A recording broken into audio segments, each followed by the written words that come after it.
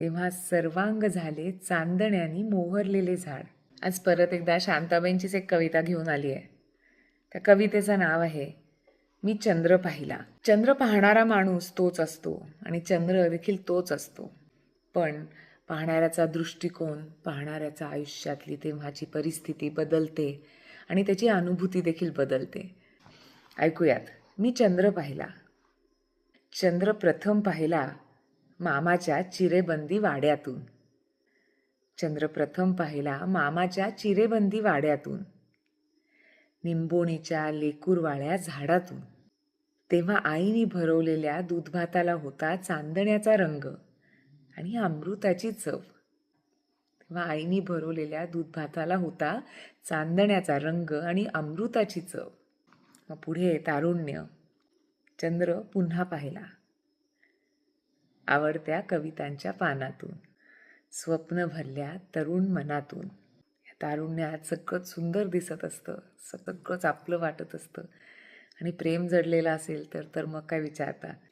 चंद्र पुन्हा पाहिला आवडत्या कवितांच्या पानातून, स्वप्न भरल्या तरुण मनातून. तेव्हा सर्वांग झाले चांदण्यानी मोहरलेले झाड. तेव्हा सर्वांग झाले चांदण्यानी मोहरलेलं झाड. चंद्र चंद्र दाटून आले मिटल्या पापणी आड. मग पुढे आयुष्याला एक स्थैर्य येतं, एक तृप्ती येते. तेव्हाचं वर्णन शांताबाई करतात. नंतर चंद्र पाहिला तेव्हा होते मी घनगर्द रानातले तृप्त तळे. नंतर चंद्र पाहिला तेव्हा मी होते घनगर्द रानातले तृप्त तळे, ज्यात तुडुंब फुलली होती शतदल शुभ्र कमळे. आयुष्यात पूर्ण झालेली स्वप्न, मिळालेलं यश, ह्या सगळ्यांना शांताबाई शुभ्र कमळांची उपमा देतात. चंद्र पाहिला तेव्हा मी होते घनगर्द रानातले तृप्त तळे, ज्यात तुडुंब फुलली होती शतदल शुभ्र कमळे. चंद्र अलगद उतरून खाली आला, आपखुशीनी कमळा कमळात बंदिस्त झाला.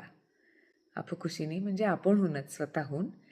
चंद्र अलगद उतरून खाली आला आणि आपखुशीनी कमळा कमळात बंदिस्त झाला.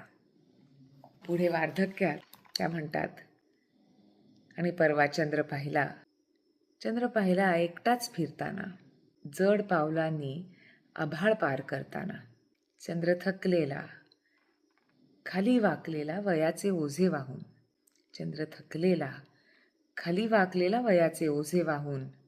ओळखीचे उदास हसला चंद्र माझ्याकडे पाहून. ओळखीचे उदास हसला चंद्र माझ्याकडे पाहून.